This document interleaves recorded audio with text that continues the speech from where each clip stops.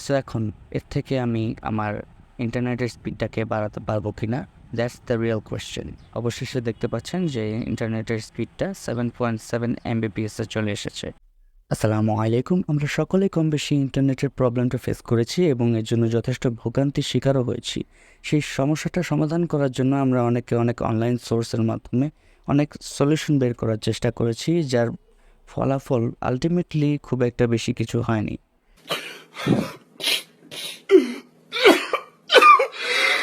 কিন্তু আজকের এই ভিডিওটিতে আমি আপনাদেরকে এমন কিছু সেটিংসের কথা বলবো যার মাধ্যমে আপনি আপনার ইন্টারনেটের স্পিডকে যথেষ্ট ইনক্রিজ করে ফেলতে পারেন এবং তারপরে আপনাকে অন্য কোনো ভিডিও দেখতেও হবে না। সো চলুন দেরি না করে শুরু করা যাক আজকের এই ভিডিওটি।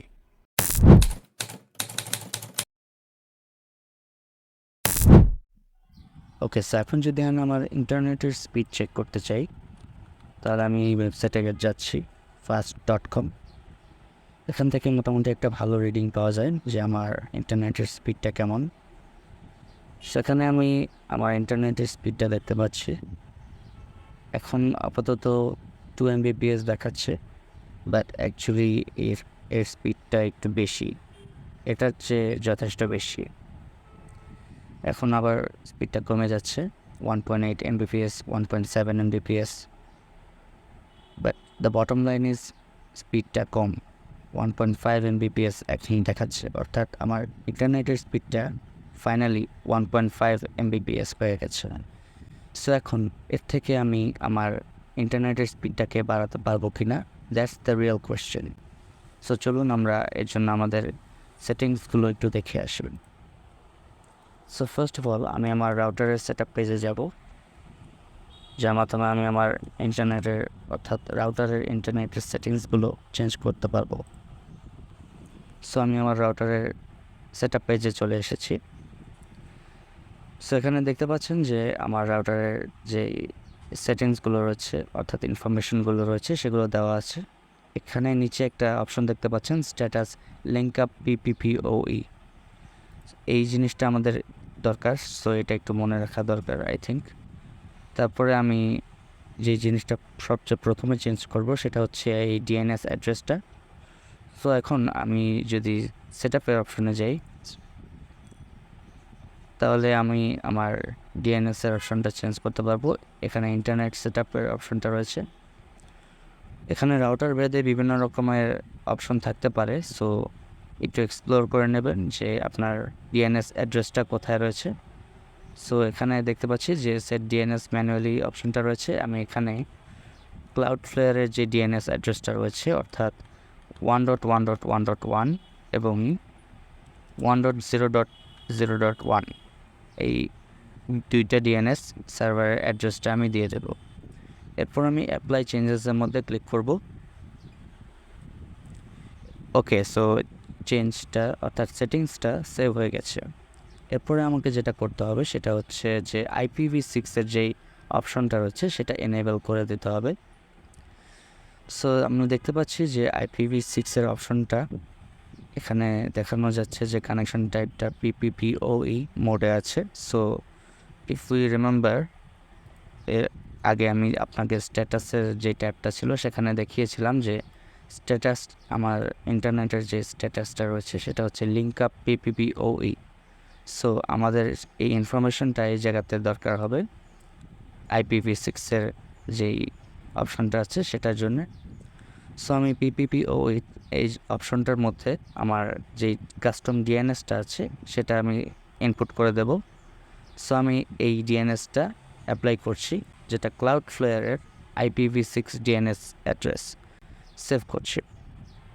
ওকে, সো এটা সেভ হয়ে গেছে। এখন আমি যেটা করতে পারি যে লিঙ্ক লোকাল অনলি অপশনে প্রেস করতে পারি। এর মাধ্যমে কী করা হবে যে আমার লিঙ্ক আপ PPPoE যে অপশনটা যে রয়েছে সেটার সাথে এটা লিঙ্ক হয়ে যাবে। আমি অ্যাপ্লাই করে দিচ্ছি। সো এই সেটিংসটা অ্যাপ্লাই হয়ে গেছে। তারপরে আমাকে যেই থার্ড সেটিংসটা রয়েছে সেটা অ্যাপ্লাই করতে হবে। সেটা করার জন্য আমাকে এখানে যাওয়া লাগবে ওয়্যারলেসের অপশনে।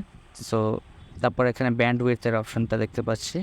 এই ব্যান্ডউইথের অপশনটা আমাকে সবচেয়ে হাইয়েস্ট সেটিংসের মধ্যে দিতে হবে। এখানে 20 M দেওয়া আছে, আমাকে 40 M সিলেক্ট করতে হবে যেহেতু এটা সবচেয়ে হাইয়েস্ট। সো আমি এখানে অ্যাপ্লাই চেঞ্জেসে ক্লিক করছি। সো আমার এই সেটিংসটা অ্যাপ্লাই হয়ে গেছে। সো আমি আমার ইন্টারনেটের সেটিংসের স্পিড টেস্টের ট্যাবে চলে আসলাম। এখন যদি আমি আমার এই রেজাল্টটাকে আবার রিফ্রেশ করতে চাই, তাহলে আমাকে এই গ্রিন বাটনে প্রেস করতে হবে, সার্কুলার বাটনটা। সো আমি প্রেস করলাম।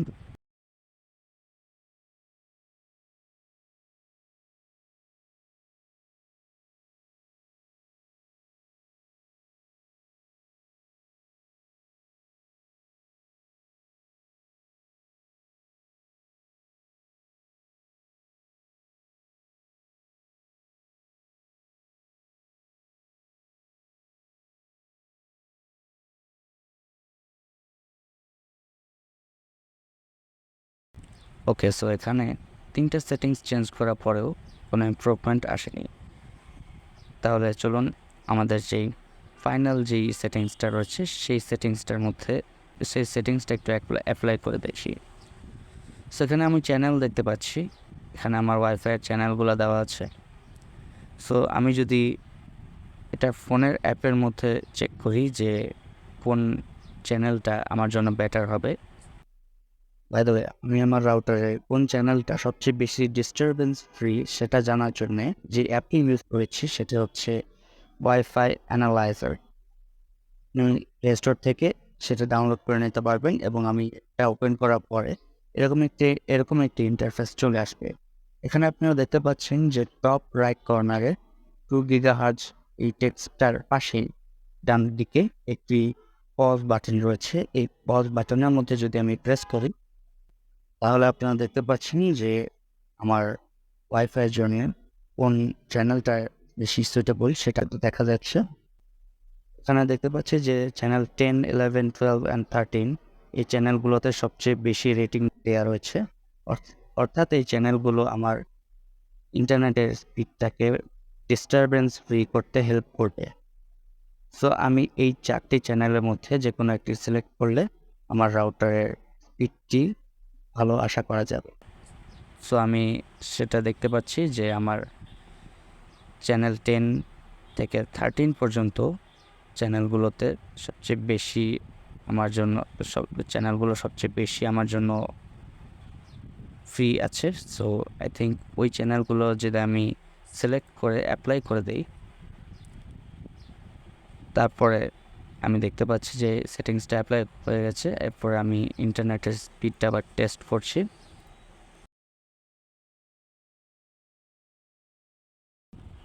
সো এখন দেখতে পাচ্ছেন যে ইনস্ট্যান্টলি 2.1 Mbps চলে এসেছে, এখন 7.8 Mbps চলে এসছে। সো আই থিঙ্ক স্পিডটা ইমপ্রুভ হয়েছে এবং অবশেষে দেখতে পাচ্ছেন যে ইন্টারনেটের স্পিডটা 7.7 Mbps চলে এসেছে।